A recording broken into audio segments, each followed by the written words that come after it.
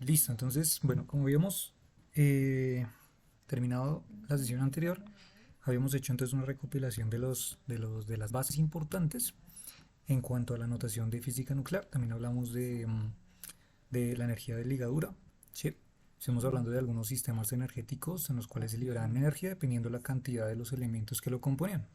También estuvimos hablando de los diferentes tipos de unidades de medida de estos objetos, que eran los UMA, los kilogramos o los megaelectronvoltios sobre c al cuadrado, ¿no? También estuvimos viendo sobre las gráficas de estabilidad, un poco acerca de esa información también. También una referencia histórica a los experimentos que hace Rutherford para llegar a las conclusiones del radio aproximado de los núcleos, ¿no? Para números másicos muy bajos. Y por último habíamos entonces llegado a la estructura justamente de la fuerza nuclear fuerte, que lo que hacía era compactificar justamente el núcleo en una fuerza lo suficientemente grande, inclusive lograba aprovechar y de hecho rebasar también la fuerza de Coulomb, la fuerza eléctrica, y por eso era que nuestro núcleo permanecía pues estable, ¿no? Entonces de ese modo era como empezamos nosotros a trabajar sobre este aspecto y habíamos quedado entonces en tratar de descifrar algunas de las reglas particularmente de mecánica cuántica para la fuerza nuclear fuerte. Y pues como en la sesión anterior habíamos terminado específicamente en el deuterio, que era nuestro núcleo ejemplo, entonces pues ese justamente sería el que tomaríamos el día de hoy para analizarlo, ¿listo? Entonces vamos a tomar simplemente un núcleo de deuterio, particularmente entonces sabemos que un núcleo de deuterio, o sea un isótopo del hidrógeno, sería simplemente contar con un protón y un neutrón, ¿sí? Y pues particularmente nosotros habíamos realizado una gráfica similar a esta, donde teníamos entonces un potencial, aquí un potencial mínimo, y donde comenzaba a subir hasta un pico máximo y allí empezaba a bajar justamente en lo que se denominaría una fuerza de Coulomb, ¿sí? Entonces aquí tenemos dos tipos de potenciales, uno atractivo y uno repulsivo. En este caso el atractivo estaría haciéndose referencia particularmente a esta región y el repulsivo a esta otra región, denominada aquí pues como la fuerza de Coulomb y aquí sería la fuerza nuclear fuerte. Y de hecho pues habíamos comentado ayer como un spoiler que justamente ese comportamiento hace referencia a habitualmente lo que se traduce en mecánica cuántica como un pozo de potencial, ¿sí? Y habíamos dicho pues que particularmente era como tener una especie por ejemplo, de esfera acá, que lo que quiere hacer tratar, ¿cierto? Lo que está tratando de hacer es buscar una forma de subir justamente a la cúspide, ¿sí? Para sobrepasar este nivel energético y lograr escapar, ¿verdad? Entonces, esto era un poco de lo que habíamos justamente hablado nosotros en la sesión del día de ayer, ¿vale? Entonces, el día de hoy lo que haríamos sería trabajar un poco más sobre ese aspecto justamente de la mecánica cuántica aplicada a la fuerza nuclear fuerte, ¿listo? Entonces, particularmente para esta región donde existe el pozo de potencial, obviando el efecto de la repulsión de Coulomb, pues este sería realmente nuestro objeto a trabajar en este momento, ¿listo? Entonces, permítanme a ver si puedo por aquí hacer un copy paste de momento para que nos deje hacerlo por acá arriba, porque por aquí creo que estoy teniendo algunos inconvenientes eh, con las notas. Entonces vamos a ver si por aquí sí me permite copiar sin problema. Vamos a ver. Sí, creo que por aquí ya está. Listo. Entonces, vale. Entonces a partir de ello, lo que tendríamos sería un pozo de potencial, particularmente de esta manera, y donde tendríamos dos regiones. Una donde existiría un nivel de potencial V0, ¿sí? Y otra donde tendríamos pues, la región 2 que ya imperaría pues el resto. Realmente aquí como si no existiera, digamos, un nivel energético mínimo ni máximo, sino simplemente ya no hay nada más aquí en la región 2. ¿Sí? Entonces no, nuestro objetivo sería enfocarnos específicamente en esta región del pozo. ¿Listo? Información que tenemos acerca del deuterio es que calculamos justamente en la sesión anterior que su energía de ligadura era de menos 2.225 megaelectronvoltios y haciendo referencia a ese valor negativo justamente de un tipo de energía de carácter atractivo. ¿Sí? O sea, para que justamente el deuterio se mantenga ligado tanto sus protones como sus neutrones. ¿Listo? Y por otro lado tendríamos también el radio aproximadamente del deuterio, que sería de 2,1 femtómetros, y esto calculado pues a partir de la fórmula que trabajamos también el día de ayer, que era este, ¿listo? Y que dependía particularmente del número másico que nosotros estuviéramos involucrando. Recordemos que el número másico hace referencia a la cantidad de protones y neutrones en este caso que existen, que pues particularmente para este caso del deuterio serían dos, ¿listo? Y a partir de ello entonces vamos a trabajar pues lo que sería la ecuación de Schrödinger, ¿listo?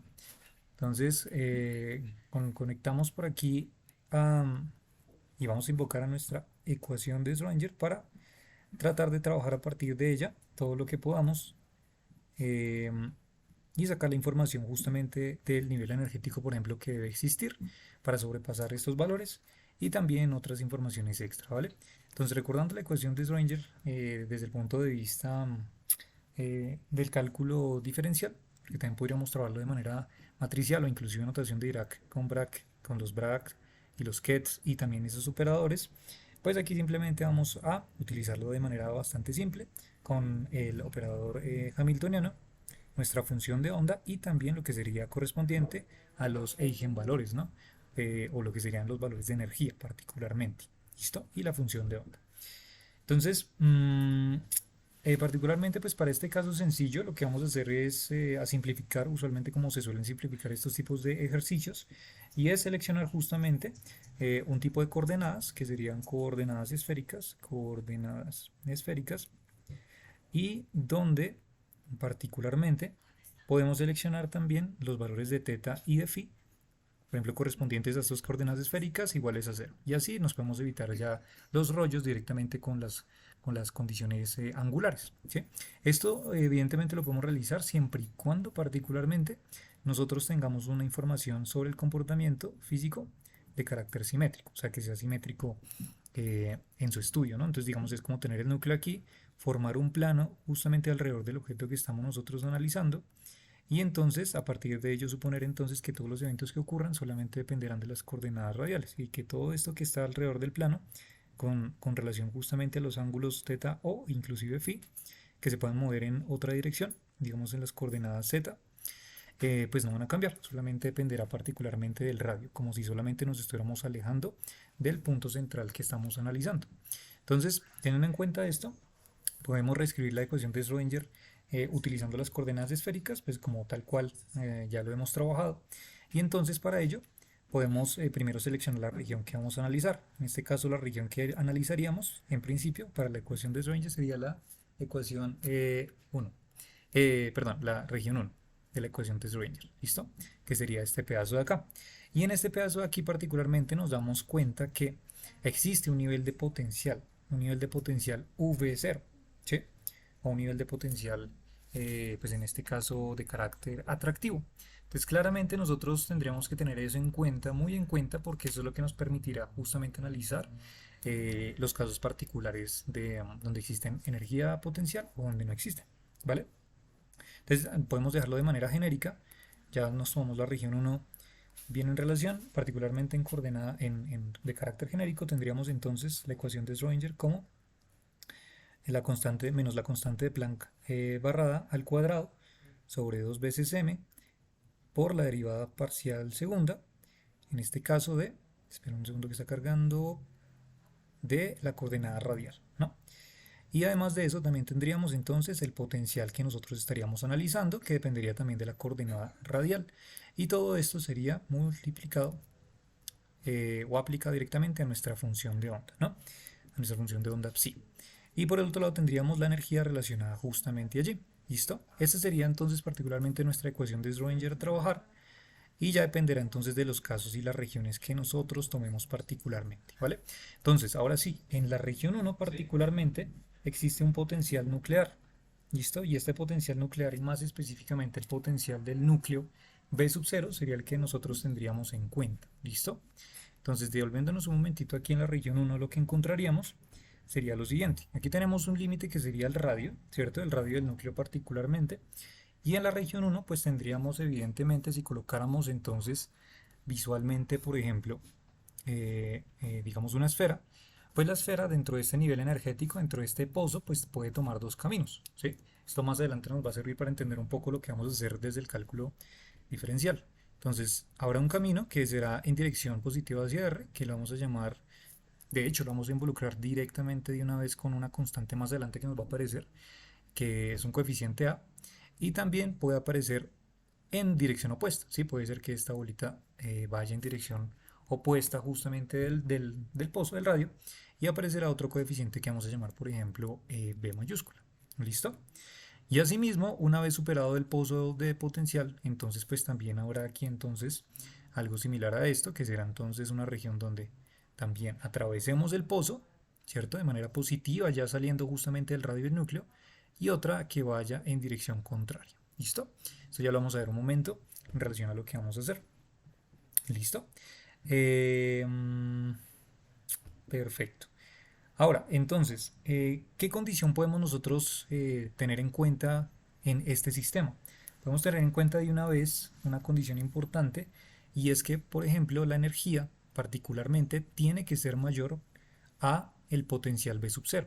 ¿La energía de qué? Pues en este caso de la partícula que nosotros estamos analizando. Recordemos que la ecuación de Schrödinger está involucrando justamente esos eigenvalores o los valores de energía, ¿sí? Del sistema particularmente que estamos analizando. Como es un deuterón, pues estaríamos, por ejemplo, tomando un neutrón y estaríamos analizando la cantidad de energía del neutrón comparado pues con este pozo de potencial que lo mantiene ligado, lo mantiene unido, ¿no? ¿Sí? Entonces, particularmente esta energía, pues la vamos a asociar a que tiene que ser un valor positivo o más grande más que positivo, más grande que B sub 0. Entonces puede ser, digamos, un valor de energía que esté por este rango, o por este rango, o por este rango, o por este rango, ¿sí? Entonces, esos serían los valores de energía que podríamos tomar. Es una condición importante, un valor de energía grande, superior a B sub 0, y además podemos tomarlo que sea positivo, o sea, que sean valores mayores a cero. ¿Listo? O sea, ya no podríamos involucrar un valor de energía que estuviera por aquí o por aquí, sino que ahora los valores de energía se encontrarían por encima de justamente este valor de potencial igual a cero. Y esto me permitiría justamente para valores de energía superiores a cero, pues tratar de confrontar este pozo de potencial y pues lograr saltarlo, ¿sí? Lograr hacer que sus constituyentes, sus nucleones, pues logren separarse. ¿Listo? Entonces aquí tendríamos ya las condiciones listas y ya ahora sí lo que podríamos sería empezar a trabajar ecuación de Schrödinger en la región 1. ¿Listo? En la región 1 entonces estaríamos hablando desde un intervalo de 0 a R, pero también siendo un valor menor a R mayúscula. O sea, estaríamos hablando exactamente pues de la misma región que les mencioné aquí, en la región 1. O sea, desde aquí a este punto hasta este punto. Esa sería para la región 1, ¿listo? ¿Y cómo se comportaría nuestra ecuación de Schrödinger en este intervalo? Pues vale, entonces ahora lo que tenemos que hacer simplemente es ver la ecuación, ver cuáles son las condiciones de la gráfica y empezar a resolver la ecuación. Entonces, reemplazando lo que tendríamos menos h barra v al cuadrado sobre 2m por la derivada parcial segunda de la función de onda en la región 1. Vamos a denotarlo con esta notación para saber que existe una diferencia de regiones, ¿listo? Entonces sería en la región 1 y aquí fíjense que aquí tendríamos particularmente nuestro potencial asociado, ¿sí? Nuestro potencial U, pero que para la región 1 fíjense que el potencial vale exactamente B sub 0 y de hecho como están los valores negativos podríamos justamente colocar el valor de menos B sub 0 porque realmente es un valor negativo, ¿listo? O sea que lo que haríamos sería colocar menos B sub 0 y finalmente también por la función de onda psi en la región 1. ¿Listo? Y esto sería igual a la energía por la función de onda en la región 1. ¿Listo? Pues ya está. Entonces tendríamos ahí nuestra ecuación de Schrödinger. Y ahora lo que haríamos sería pues tratar de acomodar un poco esto y simplemente ya dejar la ecuación diferencial de una manera un poco más compacta, ¿no? Listo, entonces, bueno, una cosa a tener en cuenta es particularmente ya que estamos seleccionando justamente la función de onda, que podría depender, por ejemplo, de la condición radial, de la condición teta, de condición phi, ya que estamos mostrando coordenadas esféricas, pero como hicimos justamente la condición de que estas coordenadas angulares no van a tener un papel importante, pues lo que podemos saber simplemente directamente es que la función de onda va a depender de la coordenada radial. Y si depende de la coordenada radial, por consecuencia, entonces lo que pasaría es que nuestras derivadas parciales nuestras derivadas parciales o derivadas parciales segundas, en este caso, de nuestra función que depende exclusivamente de la coordenada radial, pues se transforman en derivadas ordinarias, ¿no? Entonces realmente lo que tendríamos serían derivadas ordinarias.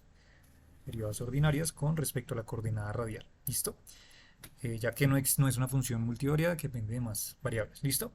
Entonces esta función pues particularmente esta ecuación diferencial se nos transforma en una ecuación que tendría pues la misma estructura, solamente que ahora en vez de derivadas parciales tendríamos derivadas ordinarias, ¿no? Entonces sería la segunda derivada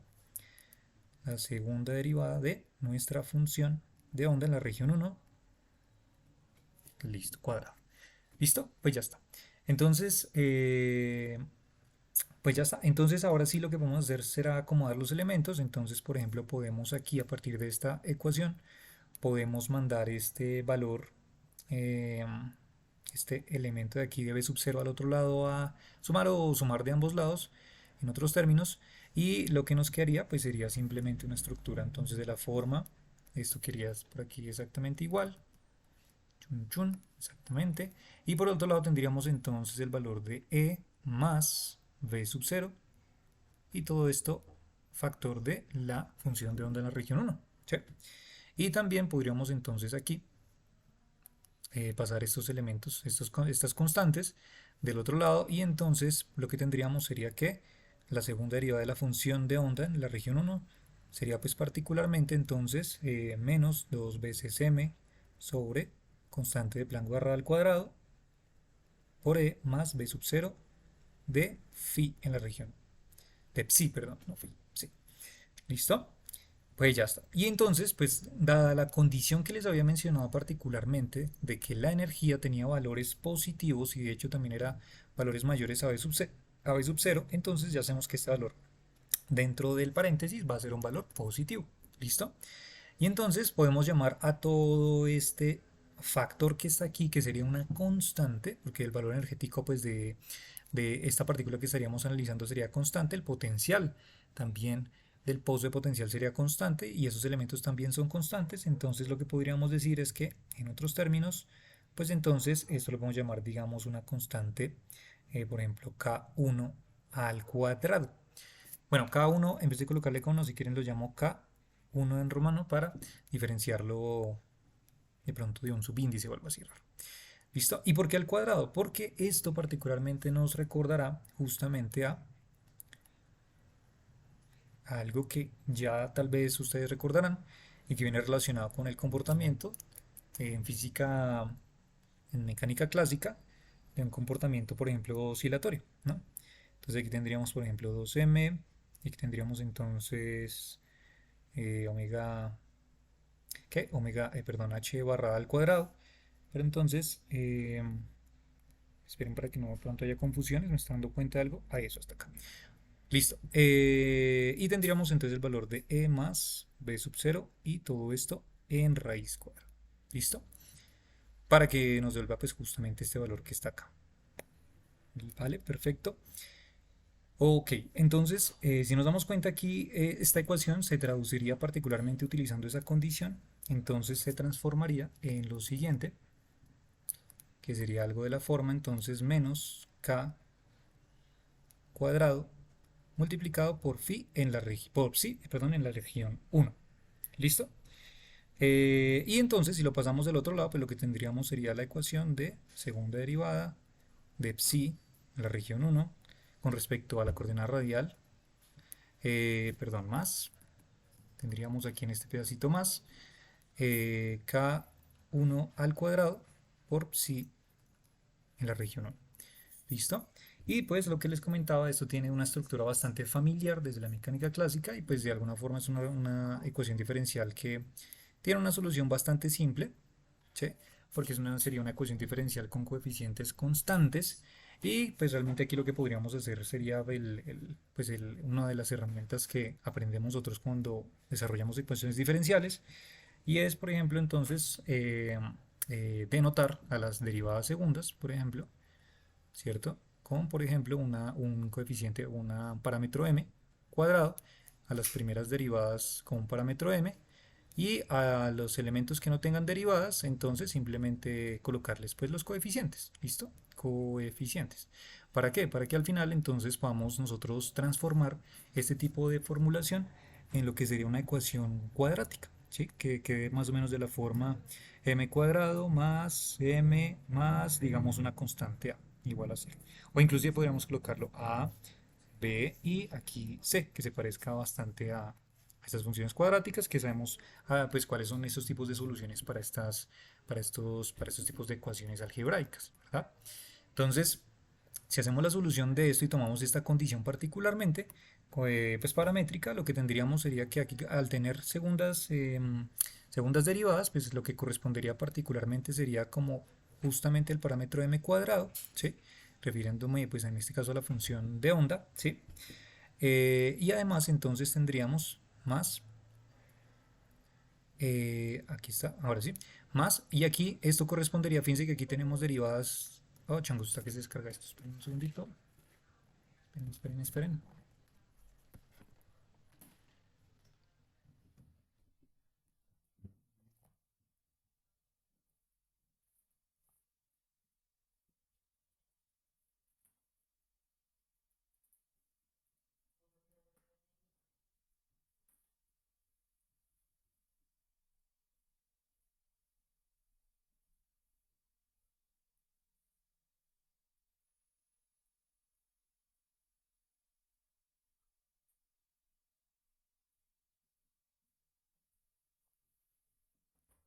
Creo que ya está, sí, ya está, listo. Entonces, vale, veamos aquí, entonces estamos sí, transformando aquí el parámetro, entonces tenemos segundas derivadas, por tanto correspondería a un factor de m cuadrado. Como no tenemos primeras derivadas, no aparecería ningún factor m. Y por último, pues aparece el elemento de psi1 en este caso, que sería pues nuestra función que estaríamos analizando, que sería correspondiente a este elemento. Que le colocamos aquí psi y psi, y aquí aparecerían los coeficientes. El único coeficiente que acompaña aquí a psi sería k sub 1 cuadrado, y esto sería igual a 0. ¿Listo?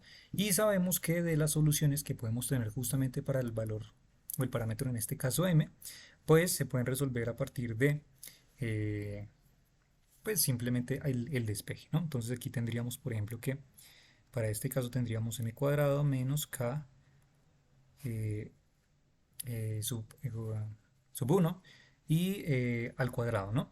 Y entonces lo que tendríamos aquí pasándolo para los dos posibles valores, para los posibles resultados, sería entonces que el primer valor o resultado sería particularmente, entonces pasando aquí el término de raíz, pasaría, bueno, si que lo podemos pasar directamente acá, entonces tendríamos que m sería igual a eh, más o menos la raíz de menos k1 al cuadrado, ¿sí? Pero a su vez esto podemos transformarlo, ya sabiendo y recordando particularmente de los números imaginarios, que tener raíz de menos 1 pues particularmente haría referencia al número imaginario, entonces podemos utilizar y valernos de esto para decir entonces que las soluciones de m vendrán relacionadas con el valor de más o menos y veces, y repartiendo la raíz cuadrada con este cuadrado del coeficiente k, se cancelaría cuadrado con la raíz y nos quedaría simplemente k de la región 1. ¿Listo? Entonces, ahora sí los dos posibles resultados de este parámetro tendríamos que sería m sub 1, que correspondería por ejemplo al valor positivo de i k sub 1, y tendríamos luego la solución 2, que sería con el valor de menos i de k en la región 1 también. ¿Listo? Entonces aquí tendríamos estas dos soluciones, y recordemos que estas dos soluciones o las soluciones relacionadas con estas ecuaciones diferenciales con coeficientes constantes vienen involucradas en la solución general, que está relacionada por una estructura de la siguiente manera. La voy a colocar aquí en el lado derecho. Entonces la solución viene dada por entonces, en este caso, la solución de nuestra función de onda psi corresponderá entonces al valor de un coeficiente a, ¿sí? Una constante multiplicada por el valor de e Y en este caso correspondería al valor de la solución del parámetro 1 multiplicado por r, porque r es justamente nuestra variable, más b, o sea, otra constante, multiplicado por e elevado a la solución 2, en este caso m sub 2 multiplicado por r. ¿Listo? Esta sería la solución general y ya tenemos aquí las soluciones específicas para los parámetros m sub 1 y m sub 2. Eso quiere decir entonces que de este resultado se transformaría a la siguiente solución, que la función de onda para la primera región pues vendrá entonces por a multiplicado por e a la i k sub 1 por r más b por e a la menos i k sub 2, perdón, k sub 1 por r. ¿Listo? Entonces aquí tenemos ya la solución para la función de onda en la región 1. ¿Listo? Pues ya está. Entonces esa sería la solución típica así clásica que uno siempre resuelve en estos ejercicios de mecánica cuántica para el pozo de potencial. Entonces aquí tenemos entonces la solución genérica, ¿vale? Eh, y entonces aquí, si se dan cuenta, no coloqué aleatoriamente cualquier tipo de coeficiente, sino que específicamente coloqué los coeficientes A y B. Y A y B correspondiendo pues específicamente a lo que les había comentado anteriormente de un coeficiente que está relacionado con la direccionalidad, ¿sí? En este caso de la función de onda, en este caso hacia la derecha, que correspondería a un valor positivo, y también hacia la izquierda, correspondiendo a un valor negativo, ¿sí? Particularmente, digamos que cuando uno desarrolla estos ejercicios de una manera digamos, esquemática de analizarlo, es suponer particularmente, y de hecho pues estaría relacionado con que esta función de onda para los valores en este caso asociados con el coeficiente A, que tiene valores positivos de e a la ik1r, pues lo que correspondería sería valores que estarían avanzando, ¿sí? Estarían yendo o sea, como a chocar directamente con eh, digamos, con este pared, con este muro, ¿sí? Mientras que los valores que corresponden a los parámetros negativos, como menos IKR, corresponderían particularmente como un prototipo como de reflexión, ¿no? Entonces, como si tuviéramos aquí, digamos, una bolita y donde la bolita está chocando y cuando se devuelve ese valor de reflexión, justamente esos valores de la función de onda corresponderían a los valores negativos de menos IKR. ¿Listo?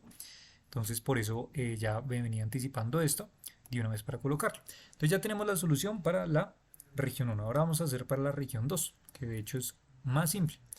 Entonces, para la región 2 particularmente, ¿qué tendríamos? Entonces en la región 2, que sería una región relacional el intervalo de valores positivos de R, o sea, más grandes que R mayúscula, entonces podríamos colocarlo valores positivos más grandes de R mayúscula y además, si nos damos cuenta, fíjense que el potencial, particularmente el potencial exactamente en la región 2, ¿cuánto vale? Vale 0.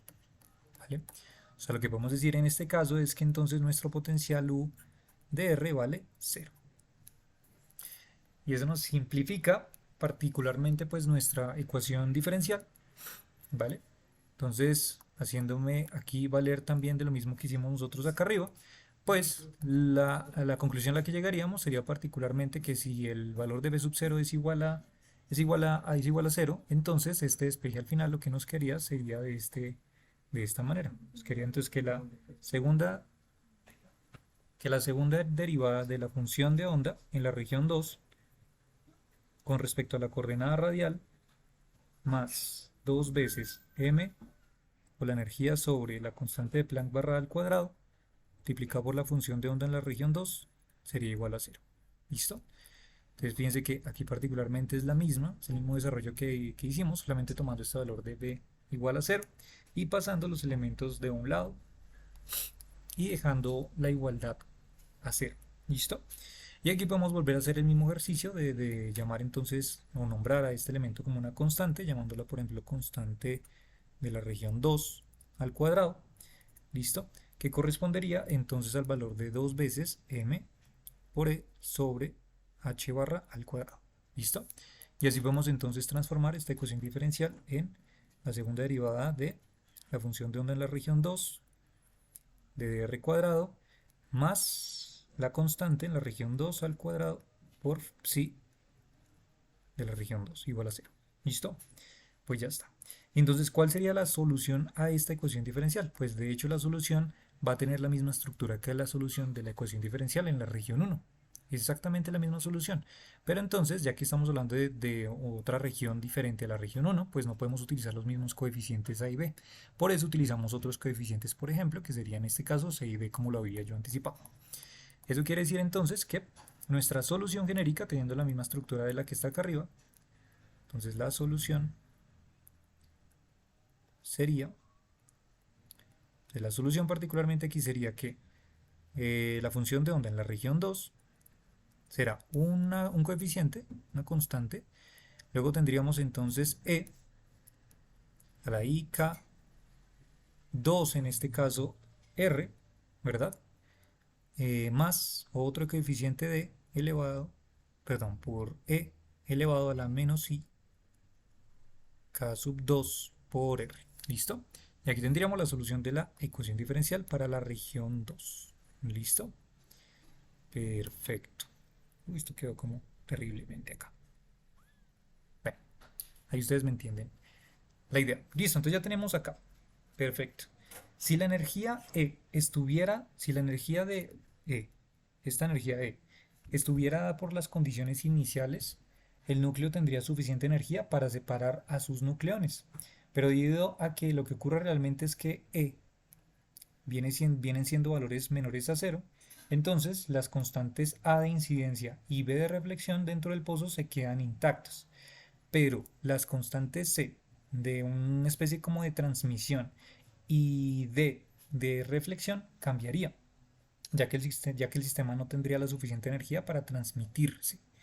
Entonces, a ver, este comentario lo hago principalmente por una razón, y pues también hay una demostración que podríamos nosotros utilizar para llegar a la conclusión de que este valor particularmente de esta solución general, este valor de C, este valor va a tender finalmente a cero, ¿sí? O sea, no se va a tener en cuenta. Entonces, un argumento, digamos, conceptual podría ser el que les estoy diciendo. Entonces, un argumento, vamos a colocarle aquí argumento, argumento de la cancelación del coeficiente C. Entonces, ¿cuál es el argumento 1? Vamos a colocarle un argumento conceptual. Entonces, el argumento conceptual viene siendo que si tenemos la suficiente energía de esta gráfica, aquí, si la partícula que estamos analizando tiene la suficiente energía para estar por encima y tener valores positivos como fue lo que yo definí desde arriba, pues va a tener la suficiente energía para hacer que el deuterón se desintegre en sus dos constituyentes, sus dos nucleones, ¿sí o no? O sea que ya tenemos energía suficiente para desintegrar de alguna forma el deuterio, ¿sí? Pero eso siempre ocurre, pues no, ¿vale? Y pues justamente ya que como solamente dentro de, de la compactificación de los núcleos, esta energía viene siendo menor que valores positivos, ¿sí? Menor que valores positivos, o sea, quiere decir que estaríamos en una región particularmente ubicada, por ejemplo, aquí o aquí o aquí, ¿sí? Entonces, si nos damos cuenta de ese nivel energético, digamos tomando esta, no va a tener el suficiente nivel energético como para poder atravesar la barrera, ¿sí? Es como si la partícula, por ejemplo, este nivel energético es donde estuviera exactamente la línea de la partícula, ¿sí? Entonces aquí lo que va a hacer es rebotar, rebotar, rebotar y no tiene la suficiente energía para lograr bueno, atravesar esta barrera, ¿sí? A menos que sean por efectos justamente de tunelamiento cuántico que ocurren en estos mismos efectos de pozo de potencial, ¿sí? Entonces, claro, a ver, una cuestión aquí importante tener en cuenta es que si ocurre un efecto de tunelamiento cuántico, como nosotros sabemos que ocurre justamente en mecánica cuántica, ¿qué es lo que pasaría? Pues lo que pasaría particularmente sería que este efecto pues lo que haría sería cambiar la longitud de onda de esta función de onda particularmente y sus propiedades, ¿sí? Pero entonces evidentemente al nosotros tener o al considerar estos elementos iniciales o estas condiciones iniciales para el comportamiento de este objeto que estamos analizando, particularmente esta región o este coeficiente C no tendría sentido porque el objeto no tendría la suficiente energía para lograr transmitirse. ¿Listo? Entonces podemos decir aquí Al no existir energía suficiente,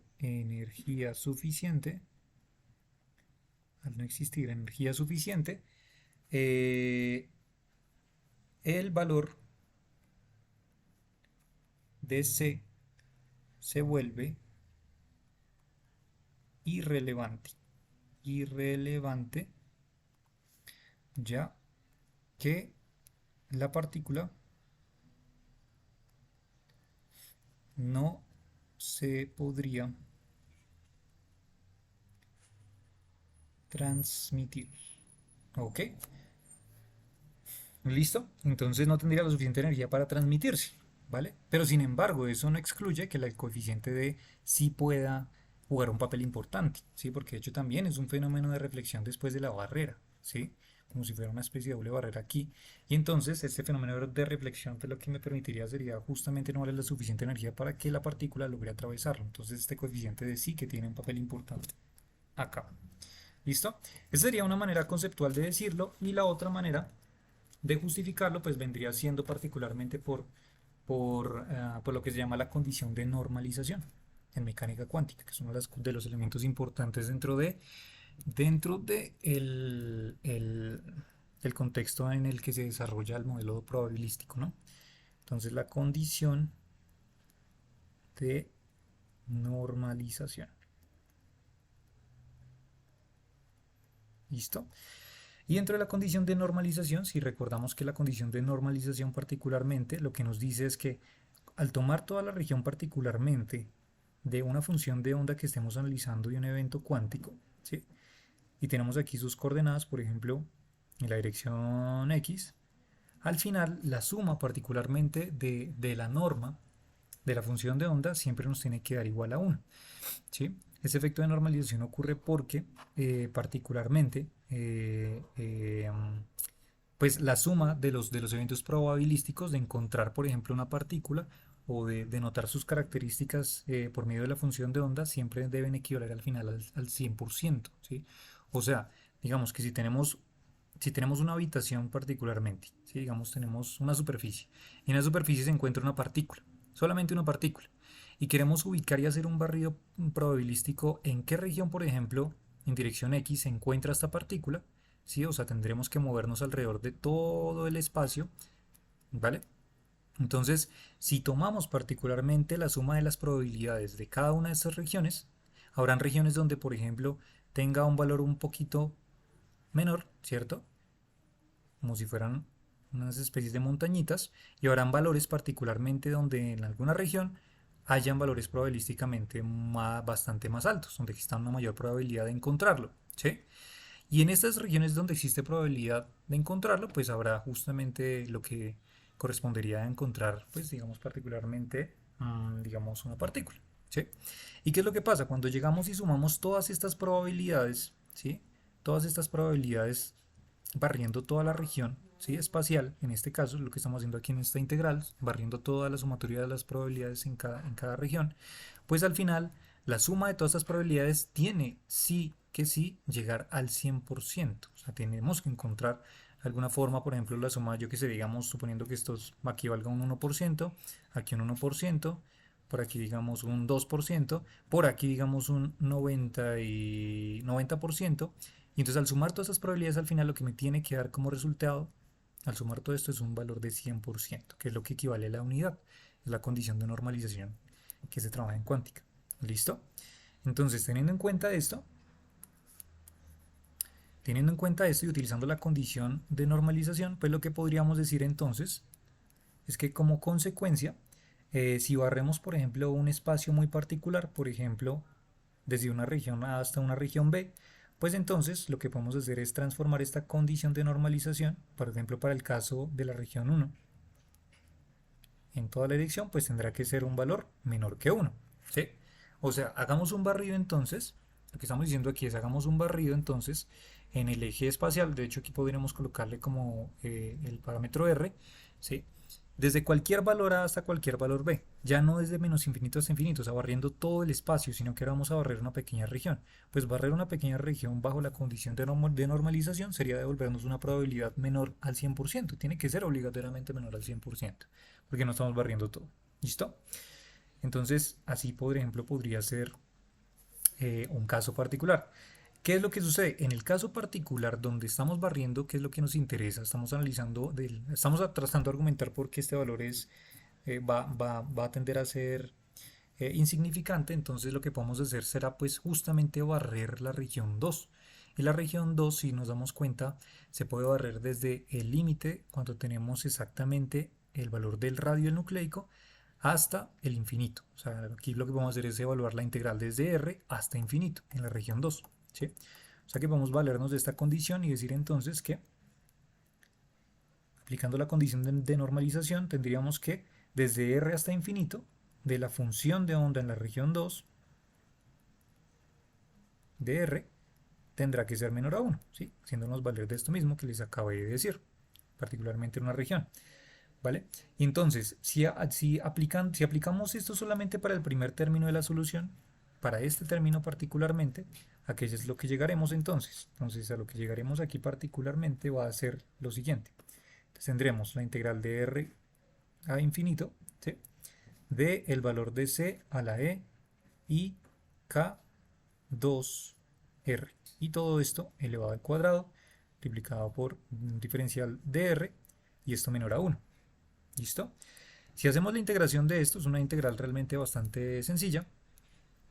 Aquí simplemente lo que tenemos que hacer es un cambio de variable con el exponente, ¿cierto? De la función exponencial y sacar los coeficientes constantes. Entonces esto nos va a quedar algo así como integral de R hasta infinito. Entonces aquí tendremos de E, por ejemplo, si hacemos el cambio de U, por ejemplo, que se llame I K2R, entonces el diferencial de U corresponderá a I K2 diferencial de R.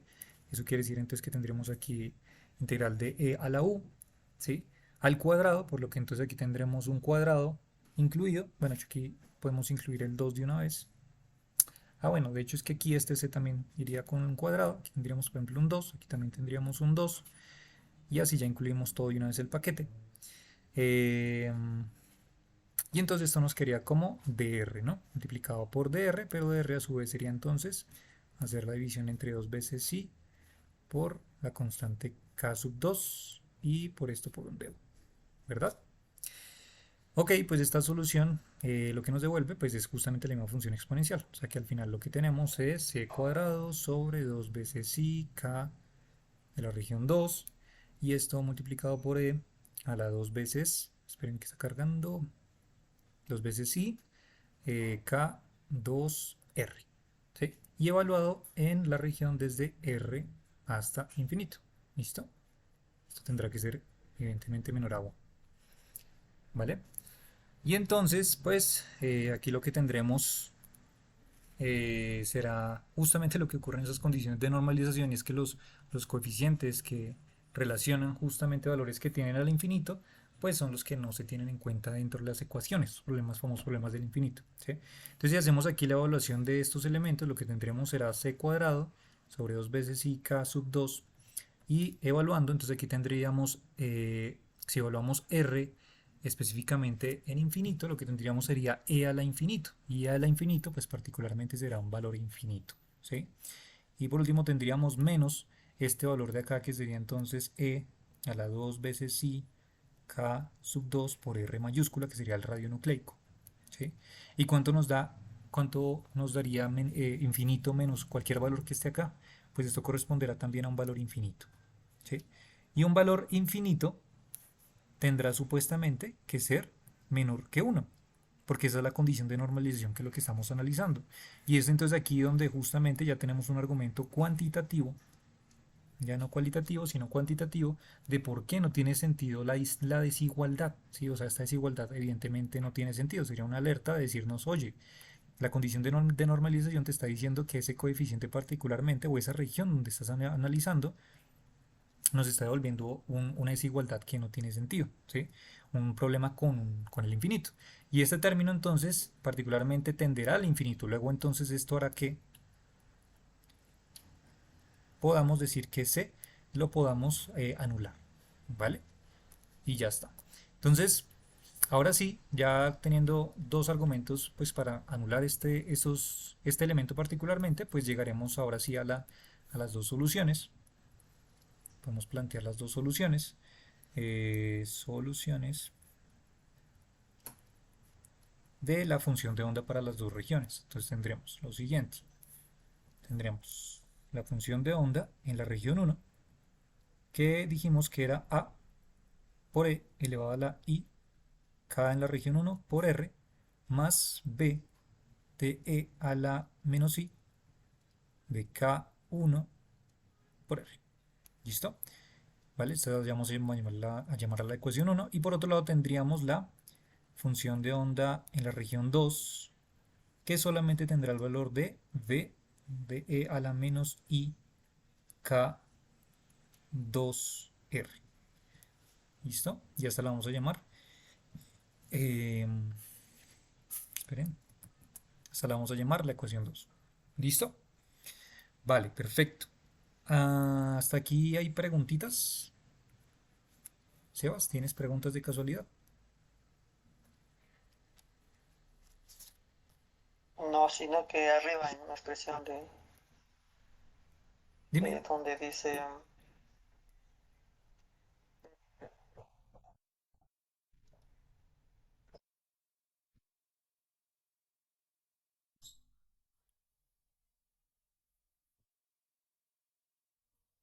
Sí, ya lo solucionaste. Ok, ok, ok. Listo, vale. Ok. Ven, aquí tengo por aquí una cosita. Listo. Ok. Listo. Entonces ahora lo que podemos hacer será, por ejemplo, dejar esta expresión de la solución de la región 1 de la función de onda en una forma muy habitual de verla, que es dejarla en forma senoidal. De hecho, cuando resuelven estos tipos de ejercicios, particularmente para el pose potencial, no lo dejan de esta forma, sino que lo dejan de una forma como función senoidal, ¿vale? Una función seno. Y ahí es donde aparecen justamente esos tipos de oscilaciones de la función de onda. ¿Y cómo hacemos para llegar allá? Bueno, digamos para la función de onda psi1, pues hay dos maneras. Entonces, eh, vamos a colocarle aquí para psi1. Entonces, hay dos maneras si es, por ejemplo, evaluando las condiciones iniciales. ¿Listo? Las condiciones iniciales. Entonces, voy a colocar por condiciones iniciales.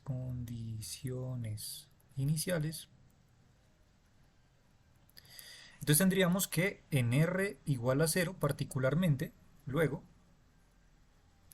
entonces, si en la región 1 evaluado exactamente en 0, pues claro, ¿qué es lo que pasa si tenemos particularmente de la ecuación 1 R igual a 0? Aquí tendríamos E a la 0 y E a la 0 nos da 1 y E a la 0 también nos da 1, o sea que tendríamos simplemente A más B igual a 0. ¿Listo? La región 1, que no existiría aquí en este caso evidentemente función de onda. ¿Sí? Y entonces lo que llegaríamos a partir de esta condición es entonces que el coeficiente A es igual a menos B. ¿Vale? Eso quiere decir entonces que si utilizamos la ecuación 1, pues a lo que llegaríamos sería entonces que tendríamos que psi 1 sería igual a de E a la I K1R menos E a la menos I K1R. O sea, lo que hicimos aquí fue transformar esta B en una menos A, ¿sí? Y factorizar A. Y nos quedaría esto particularmente. Y ya. ¿Sí? Y entonces, claro, y llegamos a este punto y decimos, oh carajo, ¿y aquí qué? Porque aquí esto todavía no me vuelve algo senoidal o no es tan evidente, ¿cierto? Pero sabemos una de las propiedades justamente de los complejos es que podemos describir, por ejemplo, esperen que cargue ya, la función, por ejemplo, seno de un parámetro como Euler a la i, ese parámetro menos Euler a la menos i ese parámetro sobre 2 veces i, ¿sí? Y fíjense que particularmente esto que aparece aquí dentro del argumento, en este paréntesis, pues es exactamente lo que aparece acá arriba, solamente que despejando, o sea, quería como 2 veces i por el seno de z de Euler a la iz menos Euler a la menos iz. En este caso, fíjense que nuestro z para nuestra formulación de la función de onda sería k sub 1r, ¿sí? K sub 1r, ¿vale? Entonces, lo que podemos hacer utilizando esto sería pues transformar entonces la función de onda psi1 utilizando esta propiedad. ¿Y entonces qué me quedaría? Pues me quedaría entonces 2 veces i por a por el seno de k1r. ¿Listo? Y finalmente, pues ya los autores lo que dicen es, vale, como esto de aquí termina siendo un valor constante, pues llamemos a esto, por ejemplo, una A así bien mayúscula, ¿sí? Y entonces al final lo que nos queda pues va a ser la solución genérica que usualmente aparece en todos los libros de física al resolver este problema, y es una constante multiplicado por el seno de k sub 1 por r. ¿Listo? Y aquí ya tendríamos la solución. Entonces para la región 1 de la función de onda. ¿Listo? Esta, por ejemplo, es una forma de deducirlo, una forma de deducirlo, perdón, por medio de, pues, de estas condiciones iniciales. Otra forma de deducirlo podría ser hacer lo siguiente. Por lo tanto, también puede ser bastante, de pronto, eficaz, pronto para quien no se acuerda con mucho bien de estas propiedades, entonces también podemos utilizarlo de otra forma. Entonces, la otra forma es tomar, ok, tomamos esta información que tenemos acá, perdón, la colocamos y entonces recordamos las propiedades de la identidad de Euler, ¿no? Entonces, dentro de las propiedades de la entidad de las identidades de Euler, aparece que si tú tienes e a la i teta, pues esto es simplemente coseno de teta más i seno de teta, ¿sí? Y también tenemos que e a la menos i teta corresponde específicamente a coseno de teta menos i seno de teta. ¿Listo? Simplemente haciendo ese cambio. Y entonces lo que podemos hacer es valernos de esas identidades de Euler y utilizarlas particularmente aquí en nuestra función de onda. Y entonces, ¿qué nos quedaría? Nos quedaría que sería igual a y todo esto multiplicado por coseno de k1r más i seno,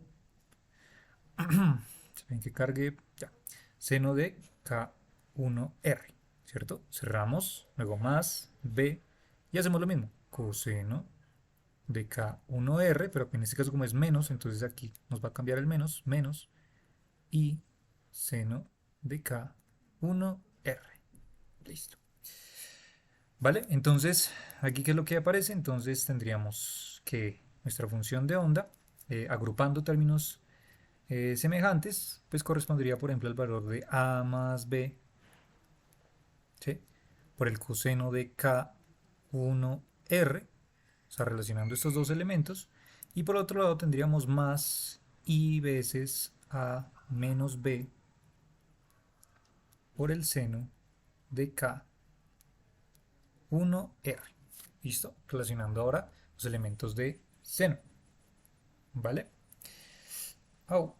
Y entonces, pues lo que podemos decir es, ok, vamos a llamar ahora a esta suma de estos valores, a estas sumas de estos valores.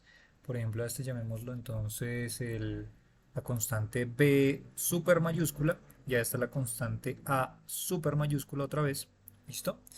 Entonces, ¿cómo nos quedaría esto? Nos quedaría como la constante b super mayúscula coseno de k1r más la constante a super mayúscula seno de k1r. ¿Listo? Y ya lo que podríamos hacer por último es evaluar entonces qué es lo que pasa otra vez con la condición inicial. Condición inicial de psi evaluado en 0, o sea, r igual a 0, donde vale 0. Entonces, ¿qué es lo que pasa?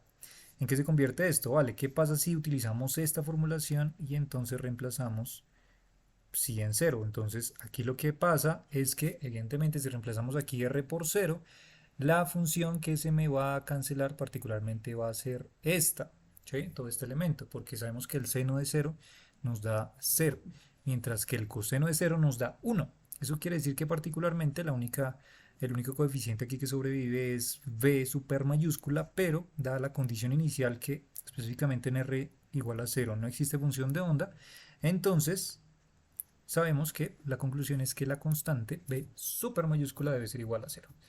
¿Vale? Y así demostramos otra vez, por otro camino, que entonces nuestra función de onda en la región 1 debe ser, otra vez, entonces la a super mayúscula multiplicada por el seno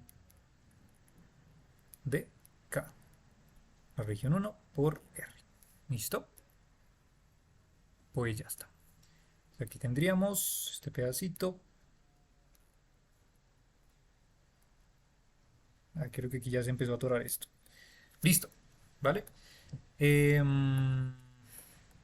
Ok, hagamos otra hoja yo creo porque ya aquí creo que esta vaina va a colapsar. Listo. Le muevo por acá. Eso es. Por aquí. Listo. Ahora, por ejemplo, dada esta solución que tuvimos, por ejemplo, podríamos, para la solución de psi 1 de r, que sería entonces nuestro coeficiente a super mayúscula, seno de k1r, podemos utilizar la condición de normalización para encontrar cuánto vale esa constante a super mayúscula. ¿Listo? Como para dejarla de una manera estándar como usualmente se utiliza. ¿Vale? Entonces, ¿cómo lo podemos hacer? Así como para hacer un recorderis ahí de mecánica cuántica. ¿Cuánto tiempo nos queda? Ok, perfecto. Entonces, ¿cómo lo podemos hacer? ¿Cómo podemos calcular el valor de A en el poste potencial? ¿Cuál sería? ¿Listo? Entonces, vamos a utilizar la condición de normalización. Particularmente, sabemos que en el poste potencial se tiene que cumplir sí o sí que de 0 a R, o sea, espérenme, me vuelvo acá, a la gráfica, acá, que de 0 a R tenemos que encontrar la partícula, ¿sí? Sí o sí ahí tiene que estar la partícula. O sea que podemos valernos de esa condición de normalización para pues decir exactamente que en la región 1 la función psi multiplicado por dr debe ser igual a 1, que debe equivaler justamente al 100% de probabilidad de encontrarla, ¿sí? Utilizando la misma condición de normalización.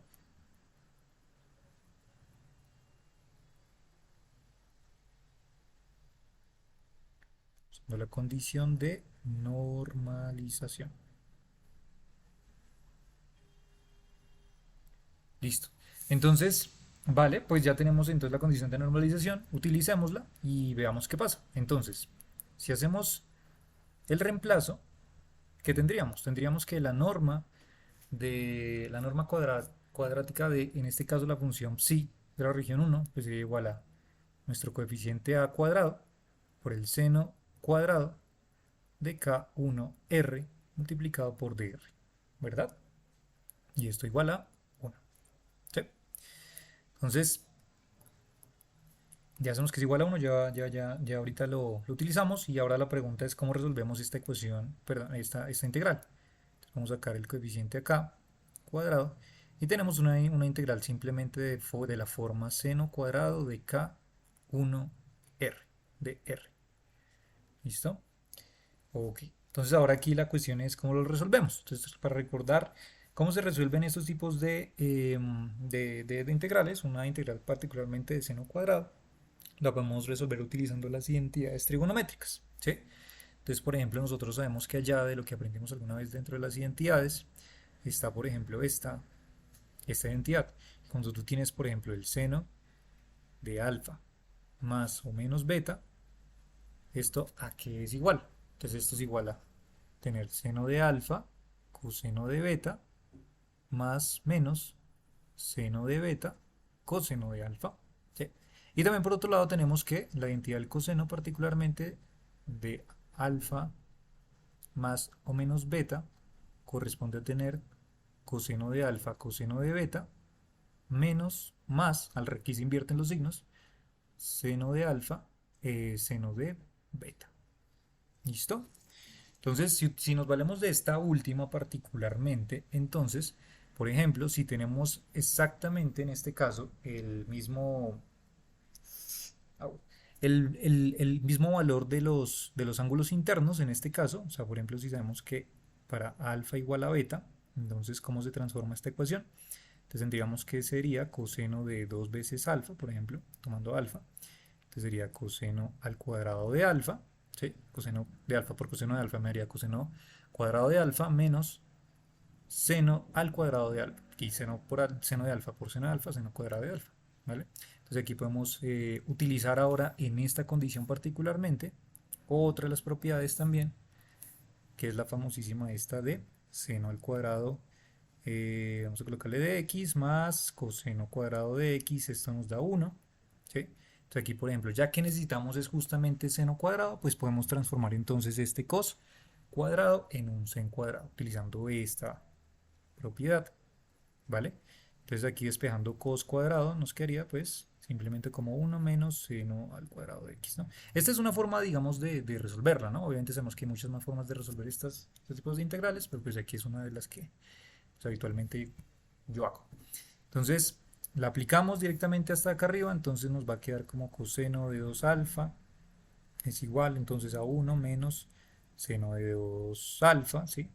Menos seno de 2 alfa, ¿sí? Entonces tendremos acá coseno de 2 alfa, pasamos este a restar y esto nos quedaría como menos menos, o sea que sería menos 2 veces seno de 2 alfa. Y finalmente pasamos entonces este menos y este 2 a dividir.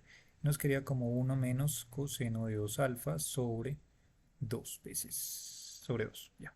Seno cuadrado de alfa. Entonces una manera de traducir seno cuadrado de alfa es por medio de la identidad también del coseno de ángulo doble, ¿no? Entonces, ¿cómo nos quedaría esto? Nos quedaría finalmente como transformándolo como 0 a r y quedaría como 1 menos coseno de 2 veces, en este caso, lo que estaría aquí, que sería, haría parte de nuestro ángulo, que sería entonces K1R, ¿cierto? Y todo esto dividido entre 2, multiplicado por dr igual a 1. ¿Listo? Pues ya está. Entonces aquí ya lo que tendremos que hacer simplemente ya será separar la integral en cada uno de sus valores. Entonces lo que tendremos acá será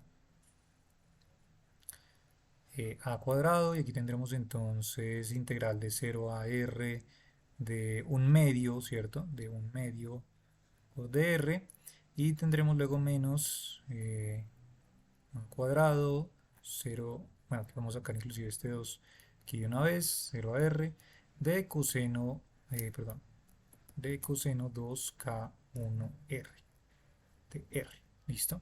Esto en medio también lo podemos sacar aquí en esta integral, o sea que realmente lo que tenemos aquí en esta integral es un dr, diferencial de r directamente. Entonces integramos y aquí nos quedaría entonces como a cuadrado sobre 2, y aquí tendremos esto como r, ¿cierto? Evaluándolo pues esto nos daría, perdón, nos daría r minúscula evaluada desde 0 a r, ¿cierto? Y aquí por este lado tendríamos menos el coeficiente a cuadrado sobre 2. Y aquí podemos aplicar un cambio de variable sencillo. Entonces decir que u es igual a 2k1r de nuevo. Entonces el diferencial de u va a ser igual a 2 veces k1 diferencial de r. Por tanto, entonces nos quedaría como dr pasaría aquí a dividir, o sea que me quedaría 1 sobre 2 veces k1, ¿sí? Y nos quedaría entonces integral de 0 a r de coseno de u de u. ¿Listo? Y sabemos que la integral de coseno pues es seno, ¿no? O sea que finalmente lo que nos quedará será a cuadrado sobre 2, este r evaluado en r mayúscula nos dará r mayúscula y evaluado en 0 pues se cancela todo el término, o sea que lo dejamos así. Y luego tendremos menos a al cuadrado, este 2 por 2 nos da 4, entonces tendremos 4 veces k1, ¿vale? Y aquí nos quedará entonces seno de u, pero seno de u es 2 veces k1r, evaluado desde 0 hasta r, igual a 1. ¿Listo? Vale, y si lo evaluamos, pues particularmente aquí lo que tendremos es que si ponemos aquí r, aquí lo que tendremos será 2 veces r y particularmente 2 veces el ángulo, si es como tener 2 veces, es como tener 2pi. Y sabemos que esto particularmente pues nos va a devolver igual a 0, ¿sí? Y por último también si evaluamos entonces en r igual a 0, pues también nos quedará seno de 0 y seno de 0 también va a ser 0, o sea que no importa en cuál evaluación hagamos de esos dos parámetros, entonces ese término se nos va a ir a 0 Y lo que nos va a quedar entonces finalmente es que el término a cuadrado sobre 2 por r es igual a 1. Y así llegamos entonces a que nuestro coeficiente a sería igual a, sería multiplicar, dividir, sí, sería raíz cuadrada de 2 veces 2 sobre r. Listo, y ya está. Entonces aquí ya dijimos entonces cuál sería el coeficiente, el valor del coeficiente de nuestra función de onda. Entonces finalmente ya podemos llamar a psi1 como raíz de 2 sobre r de seno de k1r. Listo, ya tendríamos toda la información de nuestra función de onda en la región 1. ¿Listo? Vale, esto digamos un ejercicio de mecánico cuántico, haciendo como un poco de recorderis también, pues para tenerlo en cuenta, ¿listo? Pero pues ya, digamos que estas cositas que estamos haciendo, pues es más bien como para tenerlo en cuenta dentro de todo lo que pues debemos aprender, por ejemplo, para solucionar estos problemas mecánico cuánticos, ¿no? Listo, bueno, entonces, bueno, creo que aquí ya se acabó el tiempo. Entonces hagamos una cosa. Ya realmente nos falta pues poco para terminar este ejercicio de cuántico. Realmente ya seguimos con la parte de física nuclear. Y una vez ya tengamos eso, pues lo que queremos encontrar es aproximadamente en qué valores radiales y qué valores energéticos, pues va a tener específicamente el deuterón que estamos analizando con mecánica cuántica. ¿Listo? Pero entonces, para no tratar de extenderlo porque todavía falta un poquito más, entonces prefiero más bien terminarlo en la siguiente sesión. ¿Listo? Entonces dejémoslo hasta aquí al día de hoy y para la próxima clase, entonces de una vez anoto lo que vamos a hacer. Entonces para la próxima sesión lo que vamos a trabajar serían las condiciones de frontera. Condiciones de frontera o continuidad también. Continuidad. ¿Listo? A nuestras ecuaciones de la función de onda, tanto en la región 1 como en la región 2. Y ahí pues es donde vamos a deducir algunas de las características importantes y ya finalmente pues ya podremos llegar a los valores de energía y a los valores radiales. ¿Listo? Ya con eso ya tenemos información y ya podemos seguir avanzando. Este es como un stop en el camino, que es importante hacerlo como recorderis para saber justamente a qué valores de energía nos enfrentamos, por ejemplo, al calcular un modelo nucleico como este, como el de Deuteron. ¿Listo? Entonces, pues ya. Entonces, dejémoslo hasta acá y la siguiente sesión seguimos trabajando en esto. ¿Listo? Entonces, bueno, no siendo más, ahora sí, nos vemos, ¿vale?